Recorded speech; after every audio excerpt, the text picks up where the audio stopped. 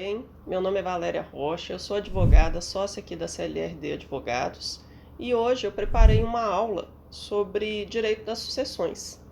E nós vamos falar do direito das sucessões, daquela matéria do Código Civil mesmo que trata das sucessões, tá? Que trata do evento morte e as implicações jurídicas desse evento. E por quê? Por que eu acho que é importante a gente trazer alguns conceitos?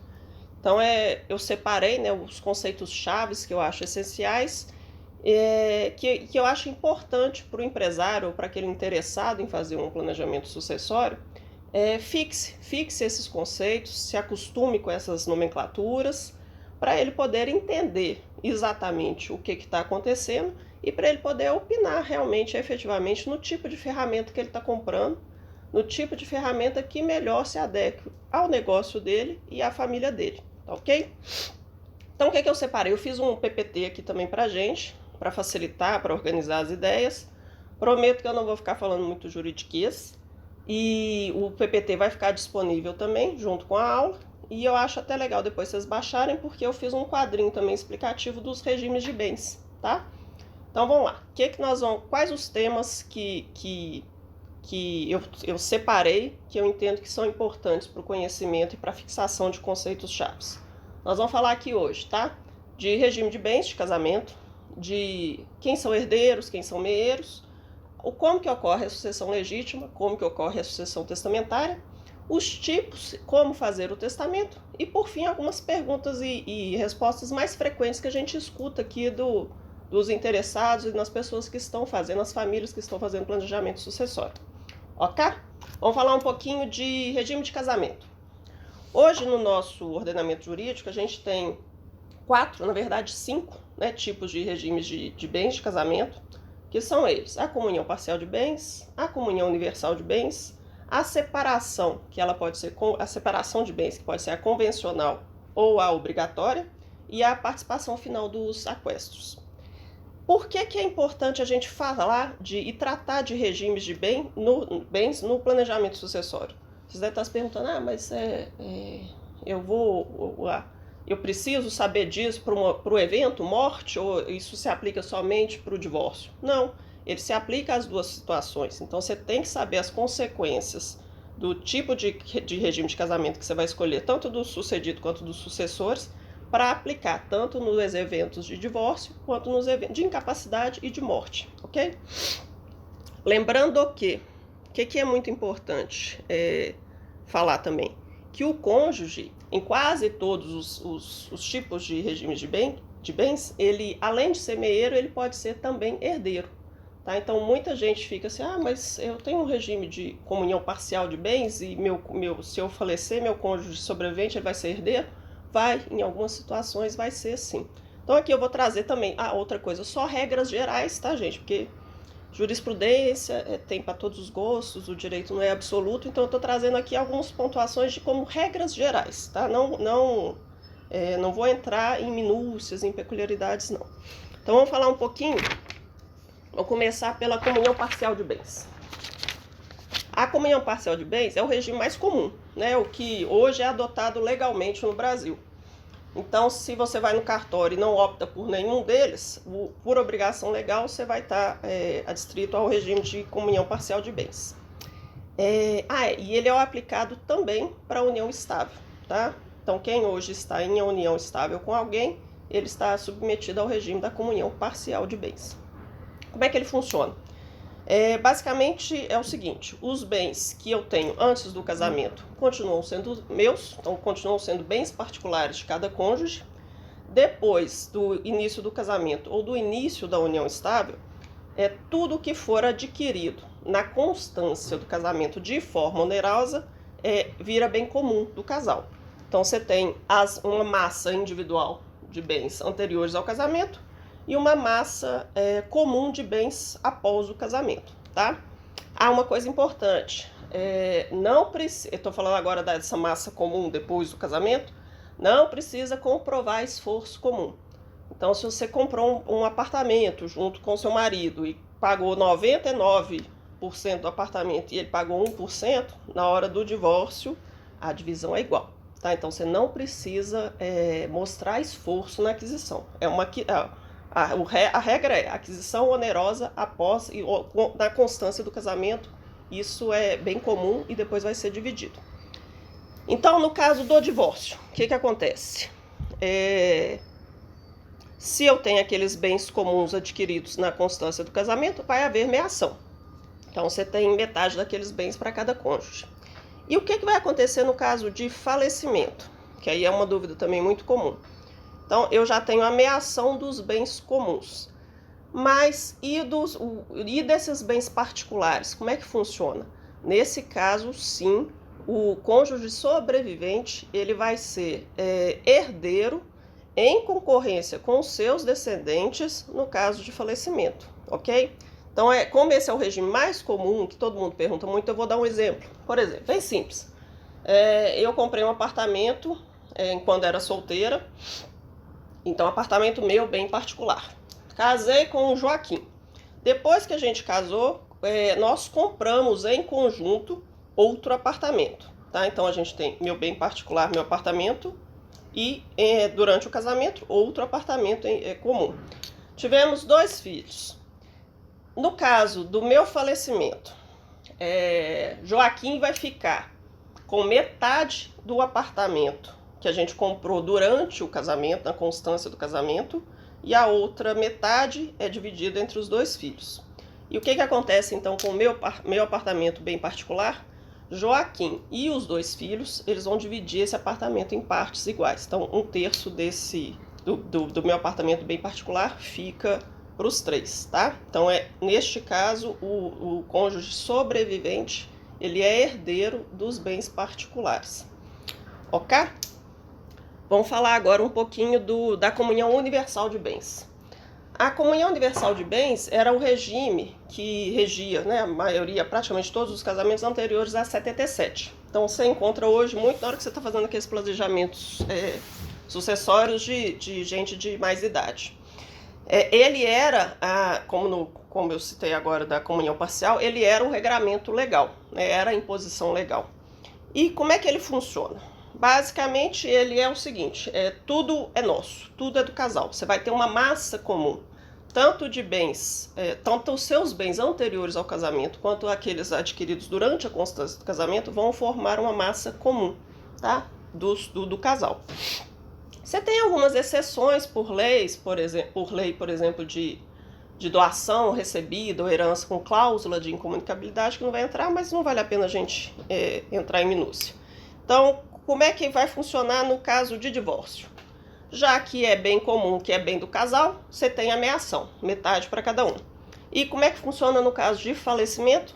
Já que você já tem a meação, você não tem, então, o cônjuge sobrevivente como herdeiro, ok? Vamos pular. Separação convencional dos bens. Então, aqui você tem a separação de bens, que ela é classificada como a convencional e como a obrigatória ou legal. Então, vamos falar um pouquinho da convencional. O regime de separação convencional de bens, ele, via de regra, é o oposto da comunhão universal de bens. Tá? Então, o que em regra, ele pretende? A individualização das massas, né, patrimoniais. Então, o que era bem particular antes do casamento fica com aquele cônjuge e depois do casamento também. Então, você tem que fazer um pacto, né? Todos, com exceção da comunhão parcial, todos você tem que fazer pacto antinupcial para fazer esse regramento.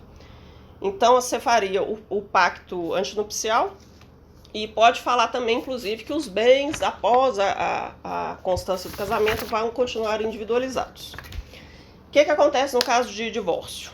Então, como regra geral, já que você tem patrimônios distintos, cada um sai com o seu patrimônio, tá? E no caso de falecimento? Bom, de novo, direito não é absoluto, aqui eu estou falando como regra geral, porque esse caso ele é até bem controvertido, tá? Você tem uma corrente jurisprudencial e doutrinária que vai falar que não há concorrência, o cônjuge sobrevivente ele não seria herdeiro em concorrência com os descendentes, mas você tem uma outra corrente que vai falar que sim, que neste caso ele pode se tornar herdeiro em concorrência com seus descendentes, tá? E então, o que é agora a separação obrigatória de bens? A separação obrigatória de bens vai ser uma imposição legal para os seguintes casos: para os maiores de 70 anos, para quem precisa de, por exemplo, de uma autorização judicial para casar, como por exemplo menor, que os pais não autorizaram o casamento, ou também quem precisa que está com alguma causa suspensiva do casamento anterior. Então, um viúvo, uma viúva, ou alguém divorciado que ainda não fez a partilha de bens, não finalizou a partilha de bens. Então, você casa, mas você obrigatoriamente vai casar na separação obrigatória, tá? Até se regularizar a situação anterior. No caso de divórcio, o que acontece? Você tem a súmula 377 do Supremo, do STF, que vai falar que no caso desse regime da separação obrigatória, você vai ter sim a comunicação dos bens adquiridos durante a constância do casamento, mas desde que comprovada o esforço mútuo. E no caso de falecimento, já que você tem aquela meação lá pela súmula 377, você não vai ter, neste caso, o herdeiro. O que a gente recomenda muito? Tanto na da obrigatória quanto na convencional, na hora que você for regular o pacto, para você, se você tiver o interesse realmente de ter, né, essas massas distintas e individualizadas, você no pacto antinupcial, você regular e afastar também a aplicação da súmula 377, tá? Por fim, a gente tem o regime da participação final dos aquestos, que na verdade é um regime que ninguém nem sabe que existe, ele é muito pouco usado, ele é mais complexo um pouquinho, ele é como se fosse um híbrido entre a comunhão parcial de bens e a separação de bens. Então, o que acontece?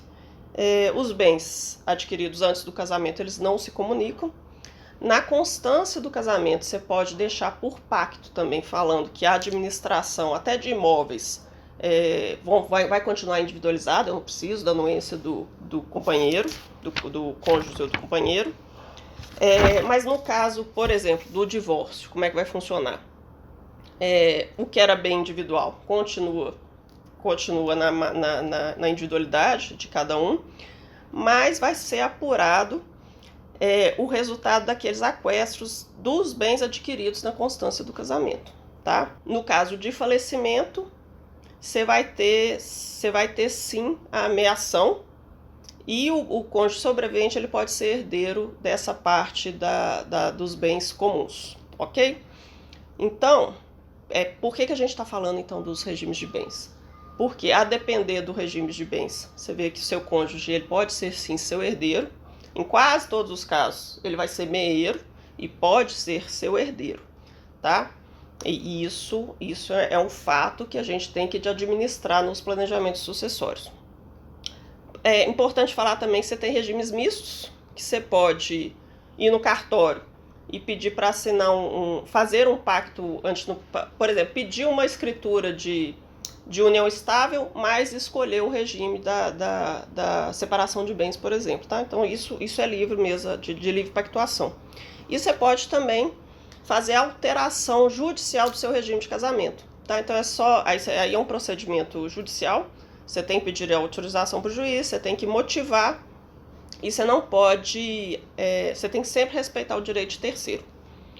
Bom, já trouxe aqui vários conceitos, né? Então toda hora eu falei aqui de herdeiro, de meieiro.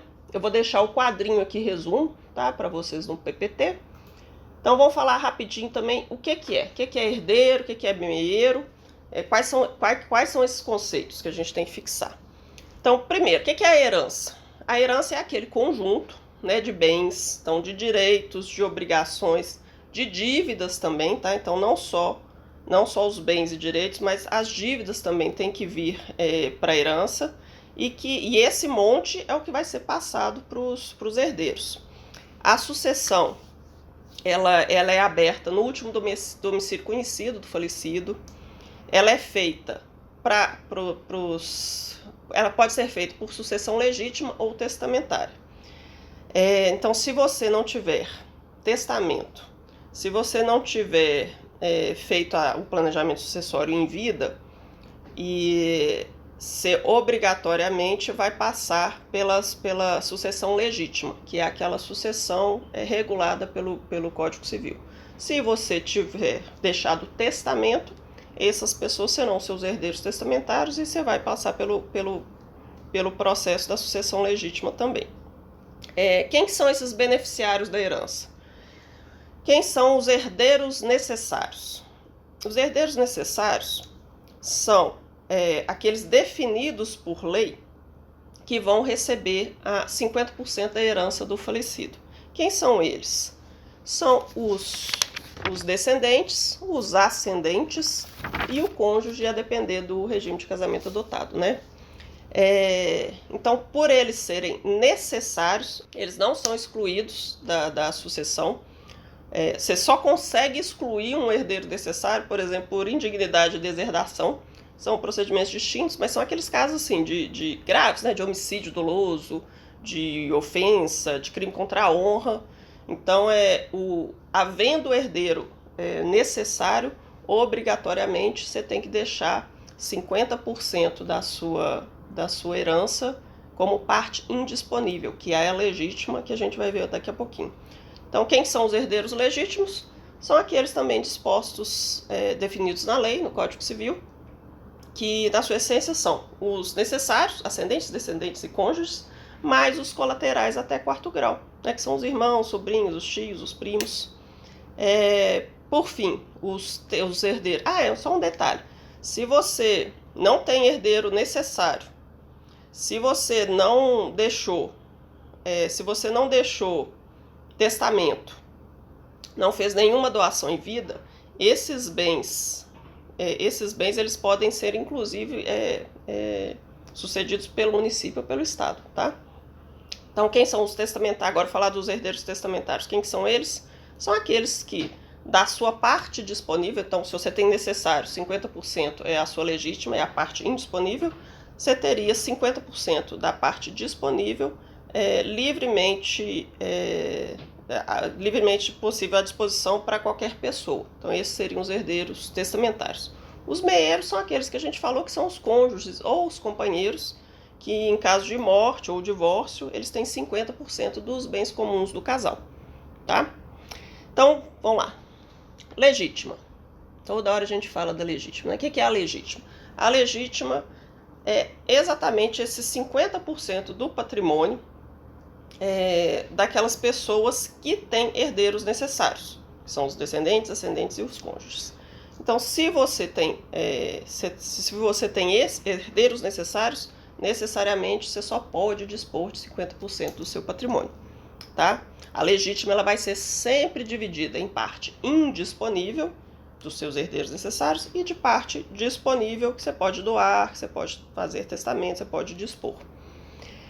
Como é que a gente calcula a legítima? Aqui eu não vou ficar falando de cálculo, mas o que é importante você saber? Não é simplesmente você pegar a legítima, pegar o monte mor, né, que são os direitos, obrigações, os bens, direitos e obrigações, incluindo dívidas, e dividir por 2. Em teoria, né, seria isso, seriam partes iguais, uma parte disponível, outra parte indisponível, mas não é assim que funciona. Você tem alguns mecanismos que servem de controle, de regulação da legítima, porque para garantir sempre o direito desses herdeiros necessários, tá? Aqueles 50% do patrimônio. Então, quais que são essas medidas protetivas da legítima? São, por exemplo, as doações inoficiosas. O que é a doação inoficiosa? É tudo aquilo, toda doação que é feita acima dos 50% no caso de alguém que tem herdeiro necessário.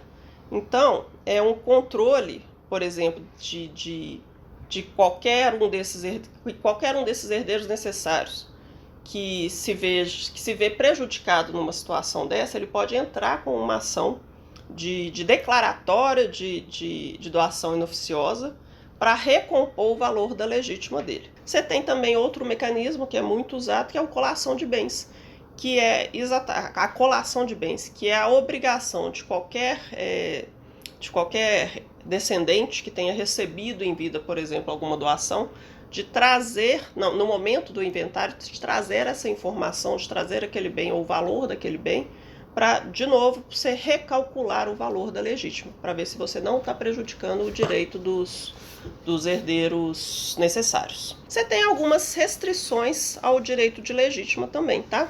O que você pode fazer, por exemplo, que isso é muito comum e meus colegas vão explicar isso em mais detalhes, mas são aquelas cláusulas, você pode colocar isso, normalmente você coloca isso nos instrumentos de doação e também no testamento, mas são aquelas cláusulas de incomunicabilidade, impenhorabilidade e de inalienabilidade e de reversão também, tá? E isso serve para quê? Exatamente para proteger a legítima e para garantir o princípio de preservação do núcleo familiar, tá? Então, o que eu expliquei aqui? Primeiro, o que era a sucessão legítima e o que era a sucessão testamentária, né? Então, a sucessão legítima é aquela que decorre de lei. Se você não fizer testamento, se você não fizer um planejamento sucessório, obrigatoriamente você vai deixar a sua sucessão a ser regulada pelo Código Civil. A sucessão legítima, a sucessão testamentária é exatamente a sucessão feita no caso de haver um testamento, do falecido, né, do testador ter deixado para alguém os 50% da parte disponível da sua herança. O que é importante a gente falar aqui? Esses 50% disponível que as pessoas podem testar, elas podem tratar tanto de aspectos patrimoniais quanto de aspectos não patrimoniais, tá? Então, por exemplo, você pode testar para um próprio herdeiro necessário. Então, você tem 3 filhos, mas você quer garantir um quinhão maior para um deles. Beleza, você pode testar para um dos filhos 50% do seu patrimônio e o restante do seu patrimônio, esse mesmo filho vai dividir também partes iguais com os outros descendentes. Então você testa para quem que você quer deixar, quais os bens você quer deixar. Então, você tem um filho que gosta da casa de praia, você tem um outro filho que gosta do sítio. Então você divide especificamente qual bem vai para quem. Você pode tratar também de questões, por exemplo, processuais. Eu quero que o meu inventário aconteça, uma pessoa que tem mais de um domicílio, por exemplo, eu quero mais de uma residência, você pode tratar isso de forma diferente para conseguir até, na verdade, uma tributação melhor, né? Mas, eu quero que o meu inventário, então, ocorra no domicílio X. Eu quero que o cartório, o inventário seja feito em cartório extrajudicial, mas no cartório tal. Você pode reconhecer um filho por testamento. Então, você não teve coragem de fazer isso em vida, você deixa lá garantido que se reconhece a existência daquele filho fora do casamento, por exemplo, e para facilitar até o reconhecimento dos direitos dele. Você pode, por exemplo, talvez você tem uma união estável também que não é bem aceita pela família. Você pode favorecer aquela pessoa também indicando um bem para ela. Então, o testamento é a figura de efetivo exercício da sua liberdade liberdade de dispor dos seus bens, tá? Esse exercício é feito através do testamento. Quais que são os tipos? Primeiro, quem que pode testar? Qualquer pessoa capaz, que gosta, né, das suas plenas capacidades mentais e que tem idade superior a 16 anos. Quais que são os tipos de testamento? Você tem o público, o cerrado e o privado. Então, rapidinho. O público, como é que ele funciona? Ele é muito usado, tá? E como é que ele funciona? Você vai no cartório, então o testador vai até o cartório, o tabelião, ele vai redigir aqui, normalmente você entrega, né, uma minuta já preparada por algum advogado, algum especialista, mas então o testador, ele vai redigir aquilo, você tem que estar acompanhado de 2 testemunhas, então o tabelião, ele vai redigir, ele vai ler em voz alta para todo mundo na presença de 2 testemunhas. Essas testemunhas, elas têm que ser maiores de 16, capazes e não podem ser beneficiadas pelo conteúdo do testamento, tá? Então o tabelião, ele vai atestar isso tudo, ele vai certificar e o testamento fica lá no cartório. Apesar do nome ser público, o conteúdo é sigiloso. Então ele vai te dar certidões, declarações da existência daquele testamento. No caso do falecimento, isso é remetido para juízo, tá? Para ser instruído no inventário. Como é que funciona o cerrado ou fechado? Nesse caso, você vai no cartório, na presença de duas testemunhas, mas já com o documento pronto. O tabelião ele vai ler, ele vai validar, mas o que ele vai fazer?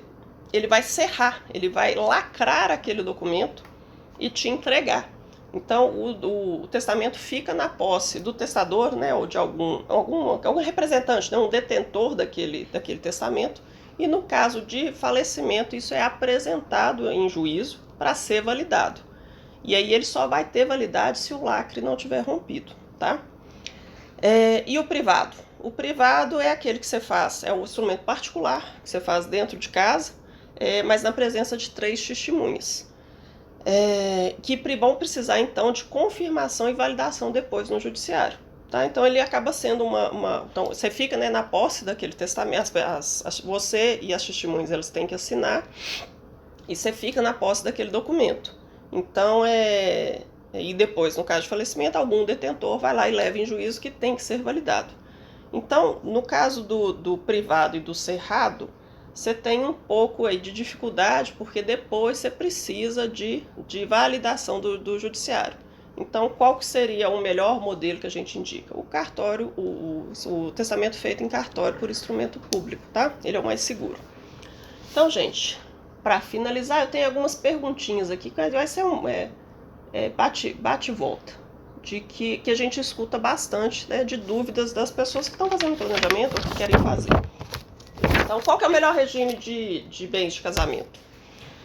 Bom, você tem que saber o que a pessoa quer para o futuro, quer saber como que é a relação que ela pretende ter com a outra pessoa, com o cônjuge, mas o que a gente nota? A principal dúvida e o que as pessoas têm procurado é exatamente o regime que melhor proporcione a individualidade dos patrimônios, a individualidade dos bens. Então, o que a gente indica? O regime de separação, né, convencional de bens, mas com uma assinatura de pacto bem detalhada, não aquela que você faz em cartório de forma genérica. Você tem que detalhar assim quais que são os bens particulares que você tem, como que você quer administrar aqueles bens na constância do casamento, como que vai ser a aquisição dos bens futuros durante o casamento. Você tem que pedir, inclusive, o afastamento daquela súmula 377 que a gente falou, tá? E sempre correndo o risco de depois você ter algum questionamento ainda por causa de alguma jurisprudência no judiciário, tá? Outra pergunta. Eu não casei, eu vivo em união estável, o companheiro é meu herdeiro? Ele tem direito de meação? Então, como a gente falou, na união estável se aplica o regime da comunhão parcial de bens. Então, se eu tiver os bens comuns, sim, você vai ter meação, e nos bens particulares ele vai ser herdeiro em concorrência com seus descendentes, ok? Posso mudar meu testamento? Pode. O testamento ele é um documento revogável. Se você encontrar um testamento falando que ele é irrevogável e irretratável, é um documento nulo. Então o testamento ele vai valer sempre o posterior, tá? Os requisitos são aqueles que eu expliquei sobre os tipos, mas ele é um ato revogável, sempre revogável. O que é um inventário negativo? Inventário negativo é uma construção por algumas necessidades, né, do nosso universo jurídico, mas que ele serve o seguinte, para falar que a pessoa não deixou bens a inventariar. Então ele fez aquilo em vida, ele fez o planejamento sucessório dele, ele fez toda a antecipação da legítima, por exemplo, em vida, e não deixou nada a inventariar, tá? Então ele existe, por exemplo, naquele caso que eu citei de quem quer um viúvo ou viúva que pretende casar de novo, ele precisa comprovar que foi feita a partilha. Então se alguém não tem bens, eles fazem isso até para ele poder então ter um novo casamento. O que é mais barato, inventário judicial ou extrajudicial? E qual que é o mais rápido? Eu vou explicar um pouquinho na próxima aula, mas com certeza o inventário extrajudicial, porque ele é consensual, né? E é feito em cartório, e e ele é muito mais rápido que o inventário judicial, tá? Por fim, para fazer doação para um herdeiro, eu preciso de anuência ou autorização formal de outros herdeiros? Não, você precisa de autorização no caso de compra e venda entre ascendente e descendente. No caso de doação, não. Você tem aquelas ferramentas de cálculo, né, de cômputo, de recálculo da legítima. Então você tem que só, no momento da doação, tá ciente que você não pode doar mais do que 50% da sua parte disponível. Deixa eu ver, gente. Então é isso. Agradeço quem ficou até agora. E muito obrigada e vamos para as próximas aulinhas, tá? Até mais.